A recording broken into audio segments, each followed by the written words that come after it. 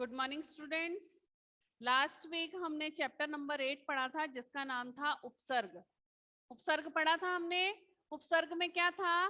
कोई भी शब्द है उसके आगे हम एक वर्ड जोड़ देंगे, उपसर्ग जोड़ देंगे और उससे जो नया अर्थ निकलता है वो उपसर्ग कहलाता है। शब्द के शुरू में जो जुड़ता है वो उपसर्ग कहलाता है। उपसर्ग बहुत से थे, जैसे आ, ए, आ, अन, अनु, अप, उप, नी, निर, दुष, दुर, ये सभी उपसर्ग थे हमारे। लास्ट वीक हमने पढ़ा था, इसका बुक वर्क भी किया था कि उपसर्ग किसे कहते हैं, कहाँ जुड़ता है। उपसर्ग शब्द के आगे जुड़ता है। उस टाइम भी मैंने बताया था आपको प्रत्यय के बारे में, पर शायद आपने ध्यान नहीं दिया हो। तो आज हमारा नेक्स्ट चैप्टर जिसका नाम है प्रत्यय, वो पढ़ेंगे। Chapter number 9, page number 33। प्रत्यय।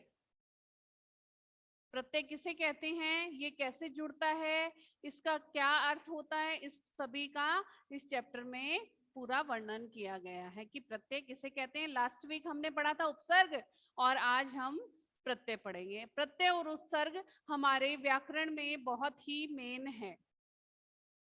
तो हमेशा ही आगे तक बड़ी बड़ी क्लासों में ये आते हैं, आपके क्लासेस में आते हैं उपसर्ग और प्रत्यय। तो उपसर्ग शब्द के आगे जुड़ता है और प्रत्यय शब्द के पीछे जुड़ता है। चाहे उसका अर्थ कुछ भी नहीं हो, प्रत्यय का जो पीछे जुड़ता है, पर वो शब्द के साथ जुड़ जाएगा तो एक उसमें नया परिवर्तन हो जाएगा, बहुत ही डिफरेंट उसका अर्थ निकलेगा। तो ये हमारा प्रत्यय है। प्रत्यय किसे कहते हैं हम, पेज नंबर 33, चैप्टर नंबर 9, प्रत्यय, ये पढ़ेंगे। वे शब्द जिनका अलग से कोई अर्थ नहीं होता। क्या बताया है कि वे शब्द होते हैं, प्रत्यय वे शब्द होते हैं जिनका अलग से कोई भी अर्थ नहीं होता, वे शब्द प्रत्यय कहलाते हैं। परंतु किसी अन्य शब्द के पीछे जुड़ जाने पर वे उसके अर्थ में परिवर्तन कर देते हैं। क्या बताया है कि प्रत्यय जो होता है उसका कोई अलग अर्थ नहीं होता, पर जिस शब्द के पीछे प्रत्यय जुड़ जाता है और जिस शब्द के पीछे जो प्रत्यय जुड़ जाता है तो उस शब्द में जो परिवर्तन आता है, उसका जो रूप बदल जाता है वो अलग हो जाता है, बहुत ही अच्छा परिवर्तन होता है उसमें। जैसे इसमें क्या क्या बता रखे हैं उदाहरण, आई, आक, अक, अक्कड़, ईय, ईय, ई, ईय, औना, ता, आकू, पूर्वक, मैं आदि। ये क्या है, हमारे प्रत्यय जो शब्द के पीछे जुड़ते हैं और शब्द में नया परिवर्तन लाते हैं, उसे प्रत्यय कहते हैं। अब नीचे पैराग्राफ में देखिए, इसे हम एक उदाहरण द्वारा इस प्रकार समझ सकते हैं। एक उदाहरण दिया गया है, उसके द्वारा हम इसे समझ सकते हैं। जैसे ई का अपना कोई अर्थ नहीं है, बड़ी ई है, उसका अपना कोई अर्थ नहीं है। अगर हम खाली ई लिखेंगे तो उसका कोई अर्थ नहीं। अगर हम उसको किसी शब्द के पीछे जोड़ेंगे तो उसका एक नया ही अर्थ निकलकर सामने आएगा। कोई अर्थ नहीं होता। विजय का अर्थ होता है जीत। विजय एक शब्द है, उसका अर्थ क्या होता है, जीत। विजय के पीछे ई जोड़ने पर विजयी शब्द बनता है। क्या बताया है कि जो विजय शब्द है उसमें प्लस करके हम ई प्रत्यय जोड़ेंगे तो विजयी बन जाएगा। जैसे ये शब्द है हमारा विजय। विजय का मतलब जीत, जीत बताया है। अब इसके पीछे हम जोड़ेंगे, आगे नहीं जोड़ेंगे, आगे जोड़ेंगे तो उपसर्ग बनेगा, पीछे जोड़ेंगे तो प्रत्यय होगा। इसमें हम ई प्रत्यय जोड़ेंगे तो दोनों मिलकर क्या हो गया, विजयी। विजय, यह पे बड़ी की मात्रा लग जाएगी, विजयी यानी जीतने वाला। यहां क्या था, खाली सिर्फ इसका था जीत, इसका अर्थ था जीत, और ई प्रत्यय जुड़ गया तब विजयी बन गया और इसका अर्थ चेंज हो गया, परिवर्तन हो गया अर्थ में, तो बन गया जीतने वाला। हो गया ना चेंज, नया बन गया ना ये शब्द, और इसमें परिवर्तन आ गया। इसमें खाली जीत थी और ये जीतने वाला, उसके बारे में बताया गया। ठीक है। इसी प्रकार पढ़ शब्द में आको प्रत्यय जुड़ने से उसके अर्थ में परिवर्तन होता है। क्या बताया है? पढ़ शब्द में आकू प्रत्यय, पढ़, पढ़ क्या है? हमारा शब्द है, और इसमें कौन सा प्रत्यय जुड़ गया? आकू, आकू प्रत्यय जुड़ गया, तो क्या बन गया? पढ़ाकू।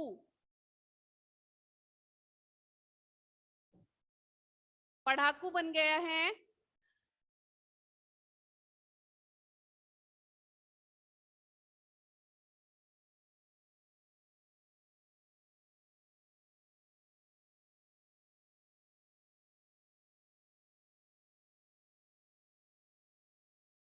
पढ़ाकू शब्द बन गया है। जैसे हमारा मेन शब्द था पढ़, और इसमें प्रत्यय कौन सा जुड़ा? आकू, तो ये बन गया, ये जो आ है ये यहाँ पे आ की मात्रा लग गई तो पढ़ा, और ये कट गया और कू, पढ़ाकू। नया शब्द बन गया हमारा पढ़ाकू। पढ़ मतलब क्या था? पढ़ का अर्थ क्या था सिंगल में? पढ़ना। और पढ़ाकू यानी पढ़ने वाला। जैसे यहाँ था जीतने वाला, वैसे यहाँ पे इसका अर्थ चेंज हो गया, पढ़ने वाला। ठीक है, अर्थ में परिवर्तन जरूर होगा।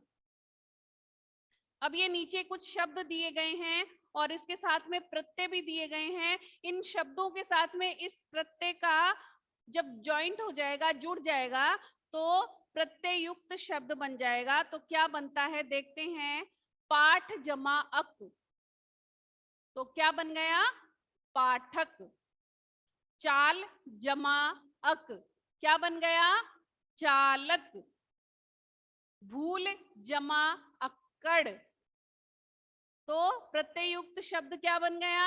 भुलक्कड़। कूद जमा अक्कड़ बन गया कुदक्कड़। पढ़ जमा आई, पढ़ाई। लिख जमा आई, लिखाई। तैर जमा आक, तैराक। लड़ जमा आकू, लड़ाकू। समाज जमा इक, समाज जमा इक, तो क्या बन गया? सामाजिक, सामाजिक। लोक जमा इक, लौकिक। हंस जमा ई, हंसी। पठन जमा इय, पठनीय। खेल जमा औना, खिलौना। मनुष्य जमाता, मनुष्यता।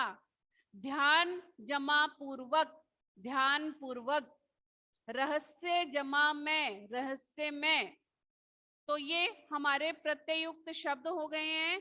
शब्द दिए गए थे, प्रत्यय दिए गए थे, और इनसे जो प्रत्यय युक्त शब्द बने गए हैं वो साथ में दिए गए हैं। तो इसी तरह से हमारे प्रत्यय लगते हैं और इनका नया अर्थ बन जाता है, शब्द में परिवर्तन, अर्थ में परिवर्तन हो जाता है।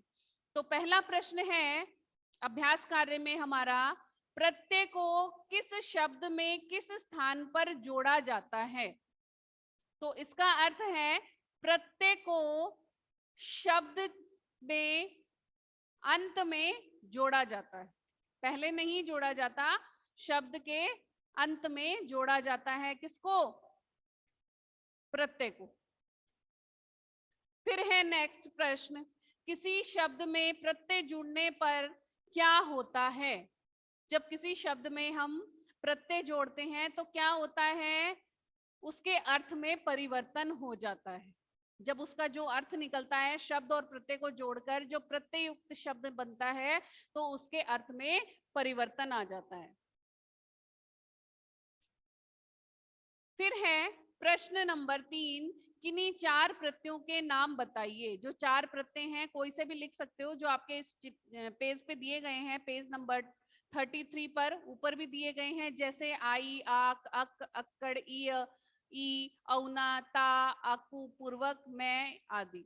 इनमें से आप 4 प्रत्यय कोई भी लिख सकते हैं, या फिर नीचे ये जो बॉक्स दिया गया है, जो इसमें बीच वाला बॉक्स है प्रत्यय का, अक, अक, अक्कड़, ये आप ये लिख सकते हैं, नहीं तो ऊपर वाले में से ही लिख देना। इसमें भिन्न भिन्न प्रकार के प्रत्यय आपको दर्शाए गए हैं। फिर है प्रश्न नंबर 4। साक्षर शब्द के पीछे ता जोड़ने से साक्षरता बन जाता है। साक्षर शब्द है, उसके पीछे हम ता जोड़ेंगे तो क्या बन जाएगा? साक्षरता। इसी तरह नीचे दिए गए शब्दों के पीछे ता जोड़कर हमें नए शब्द बनाने हैं, तो बनाते हैं हम नए शब्द।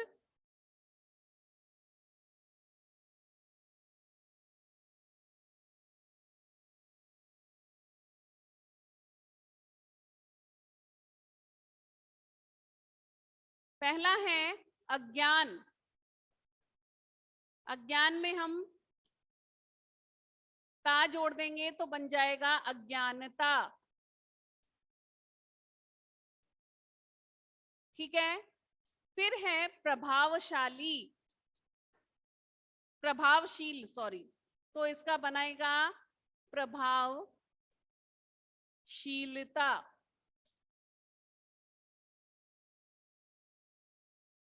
फिर है नंबर 3 प्रौढ़, तो इसमें ता प्रत्यय जोड़ेंगे तो प्रौढ़ता बन जाएगा।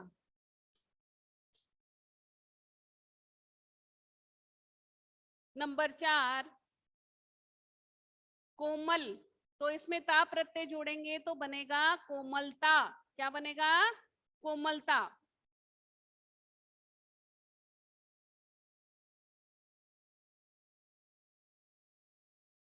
ठीक है। अब है प्रश्न 5। नीचे दिए गए शब्दों के पीछे इक जोड़कर नए शब्द बनाओ। ये जो शब्द दिए गए हैं इनके पीछे हमें इक प्रत्यय जोड़ना है और नया शब्द बन जाएगा वो। तो कौन सा बनेगा देखते हैं हम कैसे बनेंगे नए शब्द। उद्योग, इसमें इक प्रत्यय जोड़ना है तो बनेगा हमारा औद्योगिक। औद्योगिक।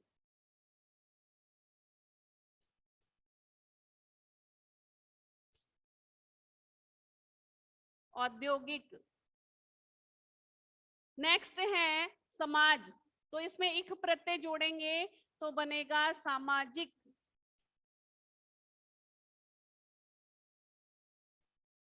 फिर है नंबर 3 धर्म, धर्म से बनेगा धार्मिक।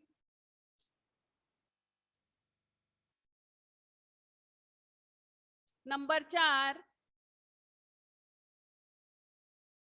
नीति, तो इससे बनेगा नैतिक।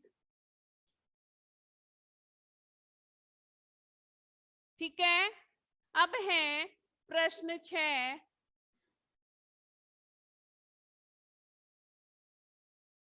प्रश्न 6 नीचे दिए गए शब्दों के पीछे मैं जोड़कर नए शब्द बनाओ। ये जो शब्द दिए गए हैं इनके पीछे हमें क्या जोड़ना है? मैं। जैसे इन्होंने उदाहरण दिया गया है, उदाहरण दिया है करुणा जमा मैं, तो क्या हो गया? करुणा मैं। क्या लिखेंगे हम इसको? करुणा में। इसी तरह से हम और भी शब्द बनाएंगे। दिया गया है दया, तो लिखेंगे दया में। नंबर 2 शांति, शांति में। नंबर 3 प्रेम में।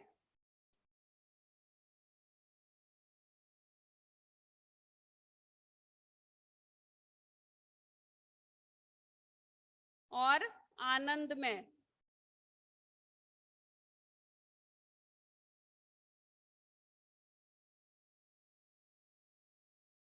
ठीक है। ऐसे प्रश्न 6 पूरा हो गया है, लिख सकते हो आप।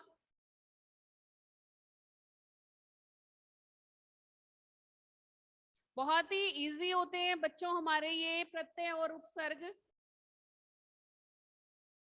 बहुत ही अच्छे इनके अर्थ वाले शब्द निकलते हैं प्रत्यय जुड़कर।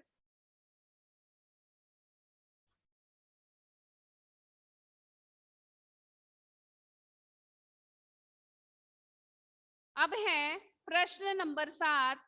नीचे दिए गए शब्दों के पीछे पूर्वक जोड़कर नए शब्द बनाओ। ये जो शब्द दिए गए हैं इनके पीछे हमें पूर्वक जोड़ना है और नए शब्द बनाने हैं। पहला है कै का,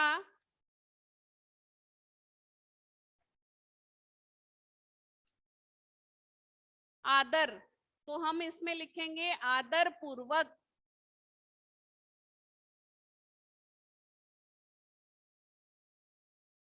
फिर है नेक्स्ट उत्साह, उत्साह पूर्वक।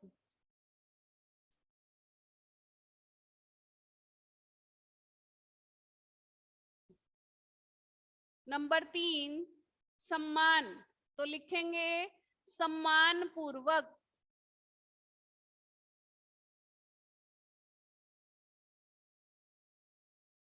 नंबर 4 विनय, विनय पूर्वक।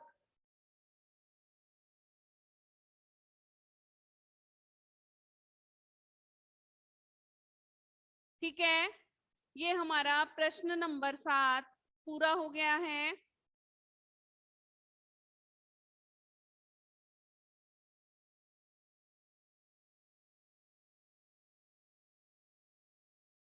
अब है प्रश्न नंबर 8। नीचे लिखे शब्दों में ई जोड़कर नए शब्द बनाओ।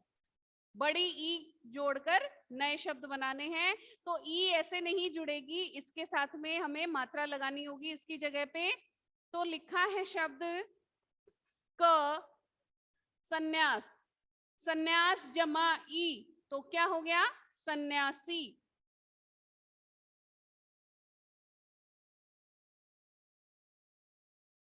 फिर है ख का विदेश, विदेश जमा ई, विदेशी।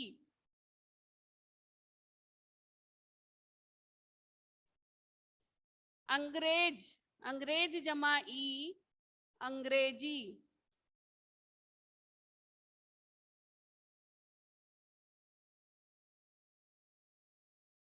घ का अपराध, अपराध जमा ई, अपराधी।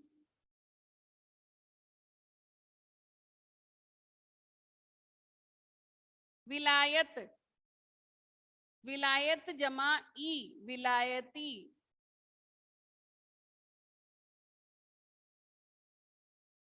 ठीक है, कंप्लीट हो गया है।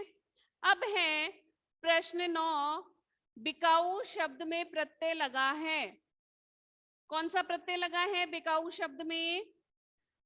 आऊ, औ, बिकू, बीऊ और ऊ।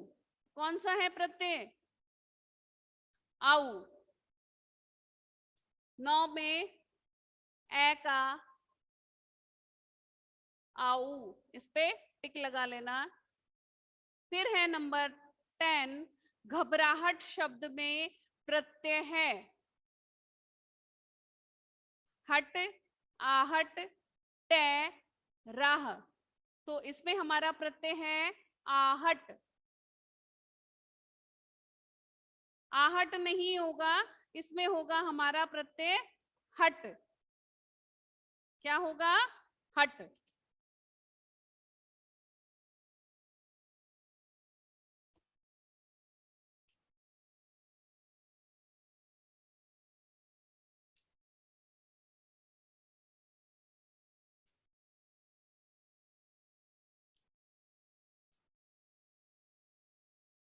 ए का, ए वाले पे टिक लगाओ, हट पे। फिर है प्रश्न नंबर 11। वाला प्रत्यय लगने से शब्द बनेगा। क्या बनेगा शब्द? माला, नाला, जाला या फल वाला। तो इसका बनेगा शब्द फल वाला। वाला शब्द प्रत्यय शब्द के पीछे लगेगा तो बनेगा फल वाला, डे वाला। डे पे टिक लगाओ।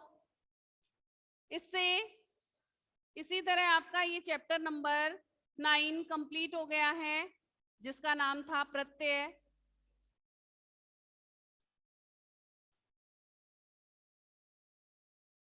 तो आपको समझ में आया होगा प्रत्यय किसे कहते हैं, इससे ये प्रत्यय कौन कौन से होते हैं और इसमें प्रत्यय युक्त शब्द कैसे बनते हैं, इसका बुकवर्क भी हमने किया है। तो आपको समझ में आया होगा। और कल आपके एग्जाम है, टेस्ट है, तो सभी को अच्छे से तैयारी करनी है, किसी को कोई प्रश्न छोड़ना नहीं है। जितनी आपको टाइम लिमिट दी गई है उसी टाइम लिमिट के अकॉर्डिंग आपको पेपर सबमिट करना होगा, व्हाट्सएप पे सेंड करना होगा। और कोशिश करना थोड़ा जल्दी जल्दी स्टार्ट करें, नहीं तो टाइम ओवर हो जाएगा, आपका पेपर नहीं होगा। और सुंदर सुंदर हैंडराइटिंग में आपको पेपर लिखना है। ओके, दो तरह के क्वेश्चन पेपर आएंगे, एक तो ऑब्जेक्टिव टाइप जो आपके मोबाइल में ही आपको वो सबमिट करना होगा, दूसरा आपको रिटर्न करना होगा, 10 नंबर का है। तो वो कॉपीज आप पेपर करने के बाद में 11 डेट को स्कूल में सबमिट करवा दीजिएगा। और सबकी तैयारी बहुत अच्छे से होनी चाहिए। All the best. राइटिंग सबकी अच्छी होनी चाहिए। दो दो ही चैप्टर दिए हैं, ग्रामर में 3 चैप्टर हैं, तो आप कर लोगे, बहुत अच्छे से करोगे। ध्यान से करना, कोई चीज छोड़नी नहीं है, जल्दबाजी नहीं करनी है, आराम से सोच समझ के आपको पेपर देना है।